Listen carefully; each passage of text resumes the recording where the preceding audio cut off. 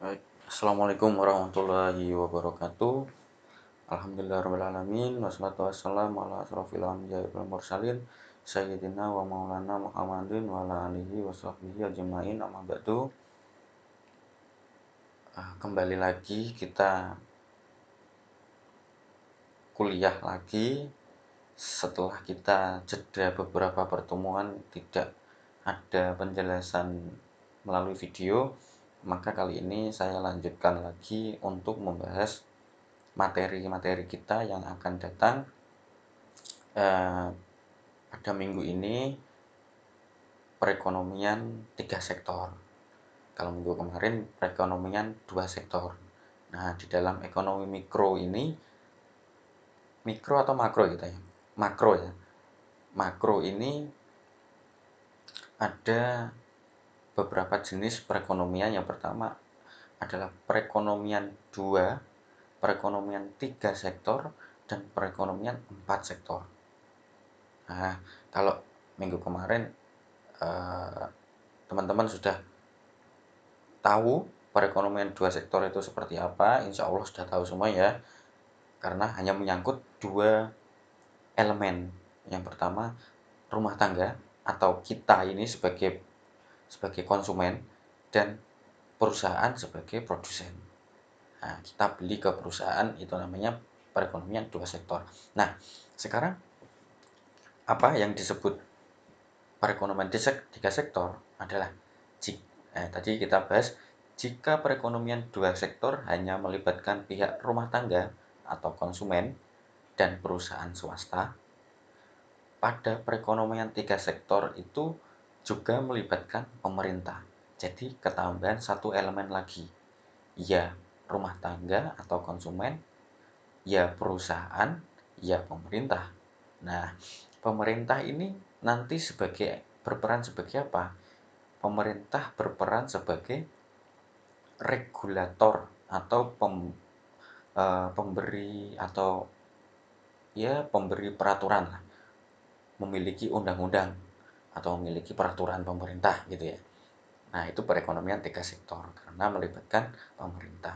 Biasanya juga melalui kementerian-kementerian, misalnya Kementerian Perindustrian, Kementerian Keuangan, lalu Kementerian Pertanian, mungkin yang lain-lain, atau bahkan langsung melalui peraturan presiden atau perpres.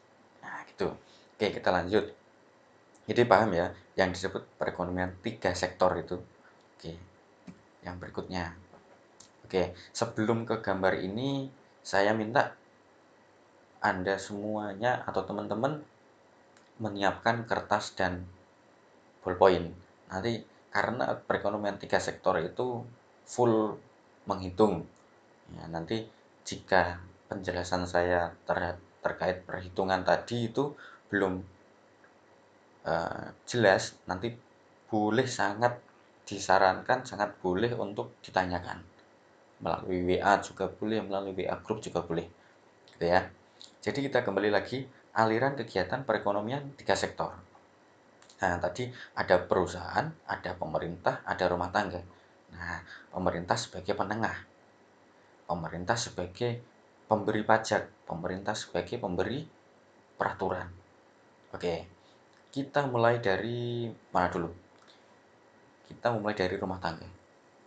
Nah, rumah tangga itu pasti setiap orang itu memiliki kegiatan yang berupa konsumsi. Anda beli beras, Anda beli kebutuhan, itu namanya konsumsi. Nah, misalnya beli baju deh, beli baju tadi. Belinya di mana? Di perusahaan. Perusahaannya apa misalnya, Pak? Contohnya, ya bisa Matahari, bisa Ramayana, gitu ya. Oke, sampai sini berarti perekonomian 2 sektor. Rumah tangga melakukan konsumsi terhadap perusahaan. Lalu apa yang dilakukan perusahaan? Perusahaan melakukan penggajian, melakukan atau upah gaji sama upah. Kalau gaji itu pasti diterima setiap bulan, kalau upah berarti tambahan gitu ya. Sewa bisa berupa sewa gedung, bisa berupa sewa alat, mesin, yang lain-lain. Lalu bunga, membayar bunga terhadap bank, misalnya kalau dia melakukan pinjaman, dan laba. Itu ya. Lalu pemerintah ini berperan sebagai apa? Pemerintah membebankan perusahaan dengan pajak perusahaan. Nah, nanti apa? Oh ya, kita lanjut ke sini dulu. Gaji upah ini, loh kok ke sini lagi, Pak? Ya kan, eh, perusahaan kan juga butuh karyawan. Karyawan juga berasal dari kita-kita ini. Nah, jadi gaji juga untuk dibayarkan ke rumah tangga. Muter terus. Jadi rumah tangga melakukan tabungan, menabung di lembaga keuangan, bisa bank, bisa koperasi. Nah, lembaga keuangan bisa untuk digunakan sebagai pinjaman. Nah, nanti ada kaitannya dengan bunga ini melalui penanaman modal. Nah, perusahaan juga tidak bisa nih berdiri sendiri karena dia juga butuh investor melalui investasi. Nah, investasi ini siapa? Penanam modal. Nah, coba deh nanti di eh, dipahami sendiri deh. Kalau sambil diangan-angan deh, muternya tuh bagaimana sih? Gitu. Jadi pemerintah juga melakukan gaji dan upah ini berupa peraturan-peraturannya. Jadi ada UMK, ada UMR, walaupun ada omnibus law tadi itu bisa diatur oleh pemerintah. Lalu pajak perseorangan, pajak pengeluaran perusahaan, pengeluaran pemerintah maksudnya seperti itu. Nah, itu. Kita lanjut ya. Nanti pemahamannya bisa dilanjut melalui diskusi nanti ya. Oke, yang berikutnya, nah ini keseimbangan dan kebijakan fiskal.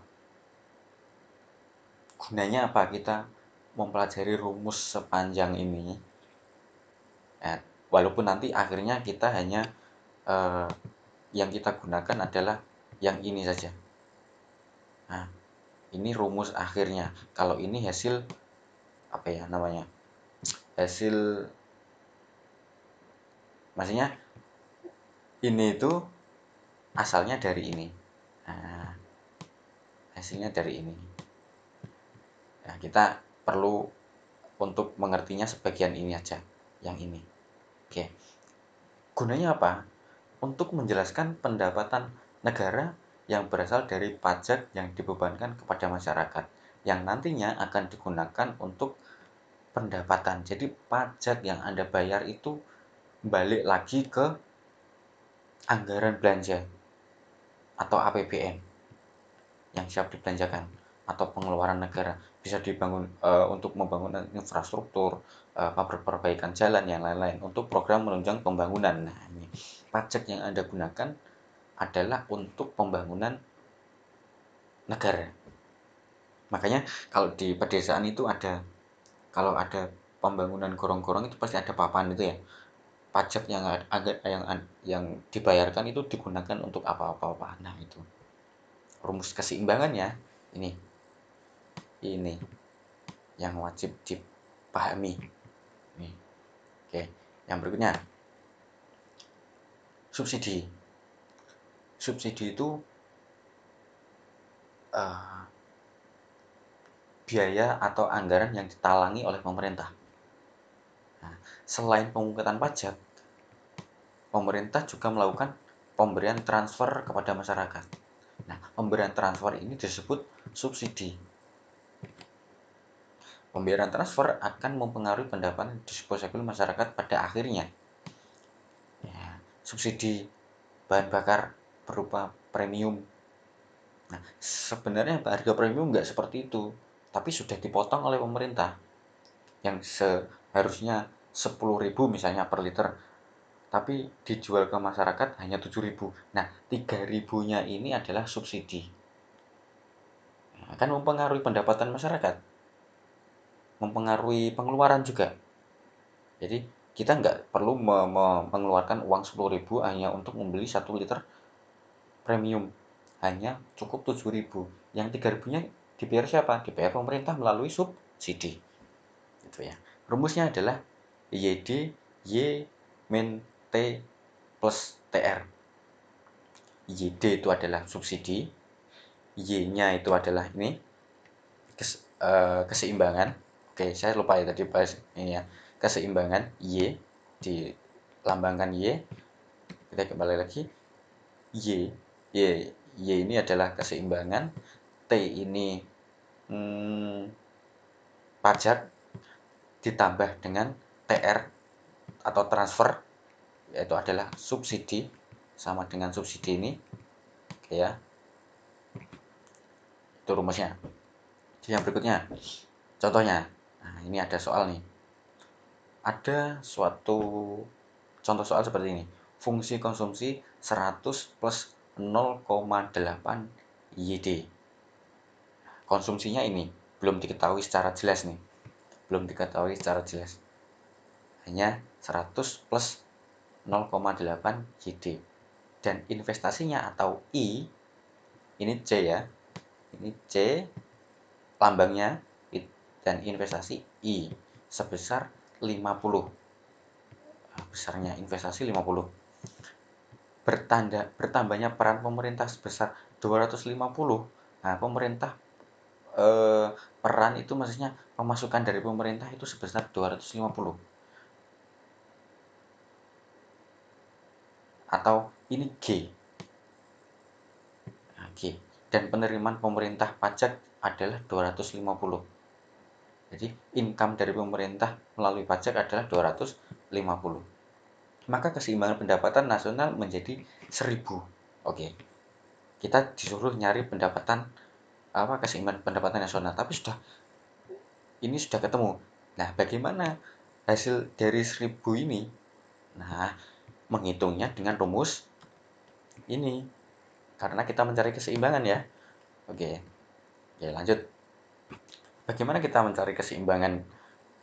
Sudah diketahui 1.000. Asalnya 1.000 ini dari mana tuh sebenarnya? Nah, ini kita bahas.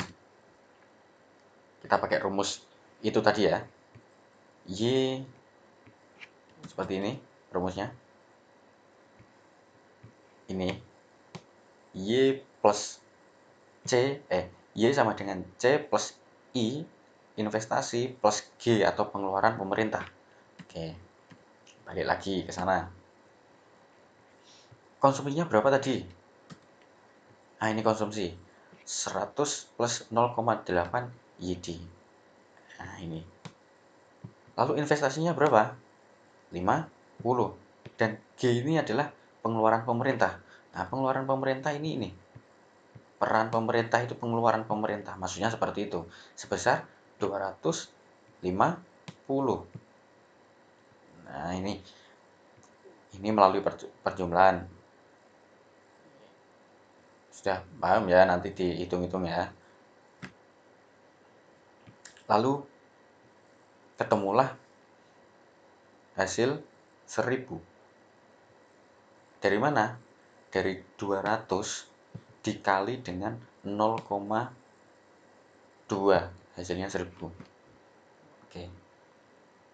Nanti jika ada yang belum jelas, saya harap untuk bertanya. Jangan sungkan-sungkan untuk tanya. Oke ya. Yang berikutnya, soal nomor 2. Diketahui fungsi konsumsi adalah 20 plus 0,75 YD dengan investasi 10 miliar dan pengeluaran pemerintah 15 miliar, pajaknya 4 miliar, dan TR atau transfer atau subsidi 5 miliar. Nah, kita bisa mengelompokkan dulu. Investasi berarti pemasukan. G atau pengeluaran jelas pengeluaran pemerintah. TX atau pajak berarti pemasukan.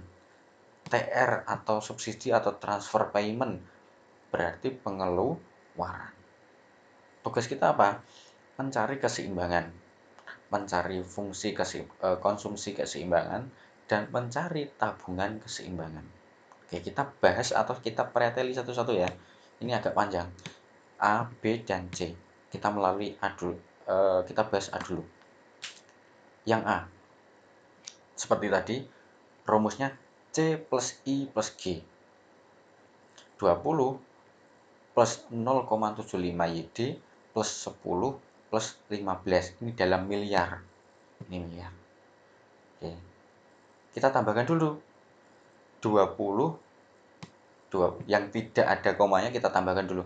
20 ditambah 10 ditambah 15. Berapa hasilnya? 45 ditambah 0,75 YD. Oke, kita save dulu ini. Ini kita save dulu. Oke, udah ketemu. Keseimbangannya sudah ketemu. Lalu kita bahas yang mana dulu? Yang YD. Pakai rumus ini. Oke, mana tadi? Kita bahas YD dulu atau kita mencari subsidinya dulu. Subsidinya berapa? Itu adalah Y min TX plus TR. Nah, kita substitusikan dulu. Y kita sendirikan dulu. TX plus TY plus TR. Nah, sebentar.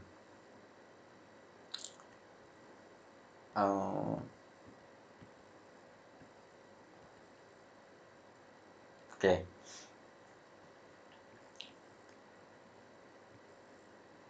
Y TX-nya 4 TX-nya 4 miliar ini. Oke ya. Lalu 0,1 Y didapat dari mana? Ini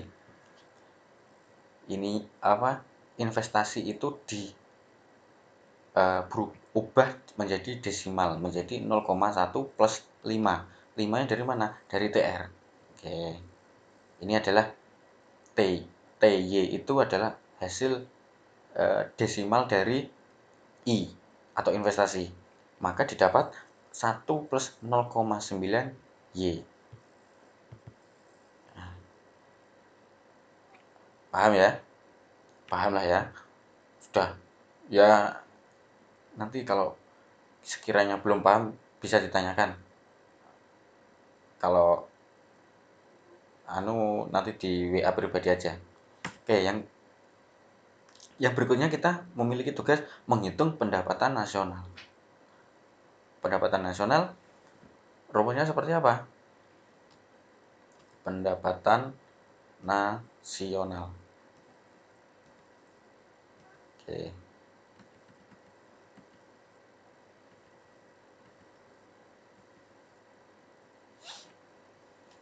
Hasil dari ini Y itu adalah pendapatan nasional ya, adalah 45 plus 0,75 plus 0,675. Nah, 0,75 dari mana? Ya dari ini. Ini ditambah. Ya. Ditambah ini. 1 plus 0,97. Ditambah ini. Dimasukkan YD-nya. Jadi, kalau bisa kita ketahui hasil dari C plus I tambah G dikalikan dengan hasil ini YD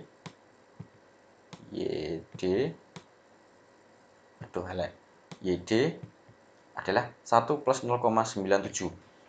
Oke. Hasil dari 0,75 ditambah 0,675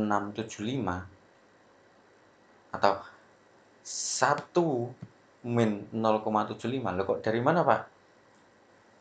1 ini jika berubah ke posisi kiri itu menjadi min. Atau ini 0,75 ini kan plus. Ini kan plus ya.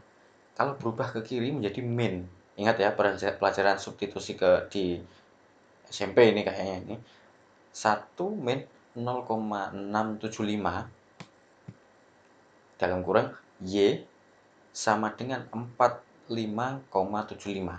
45 ditambah 0,75, 45,75.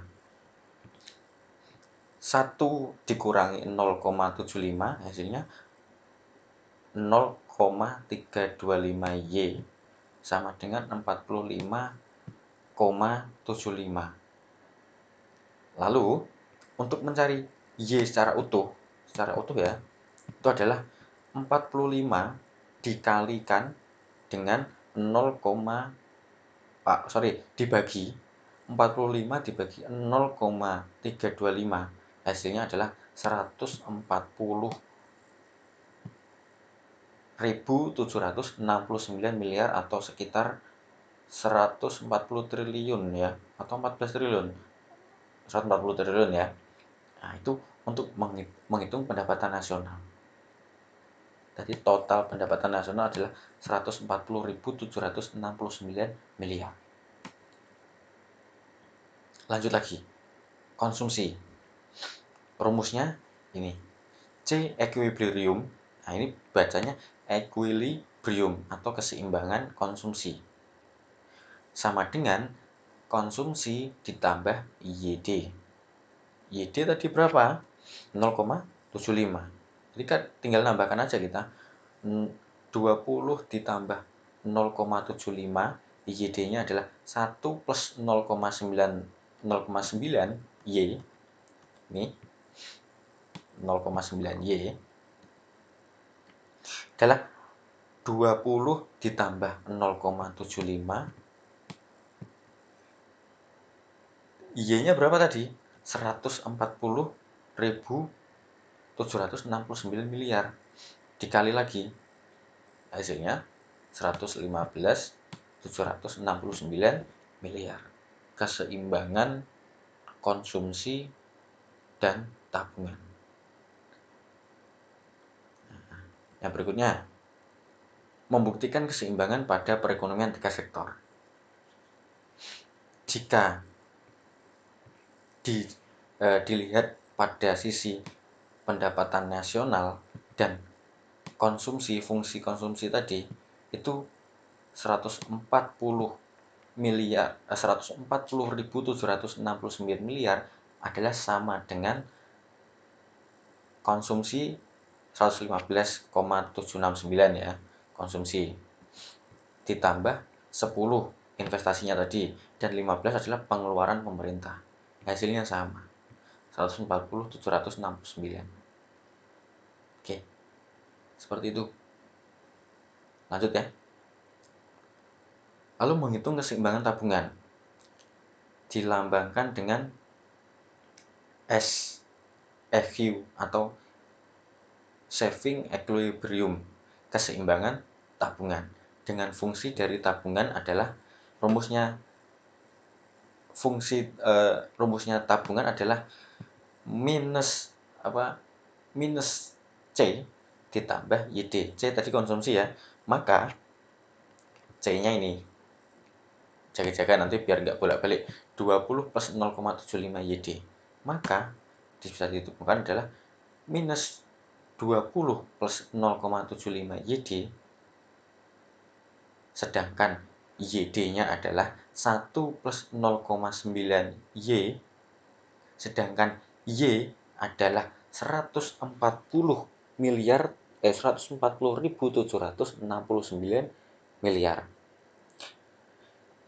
S-nya adalah 11,923. Hasilnya seperti itu, ringkasnya. Oke, lelah ya. Mungkin itu yang bisa saya jelaskan.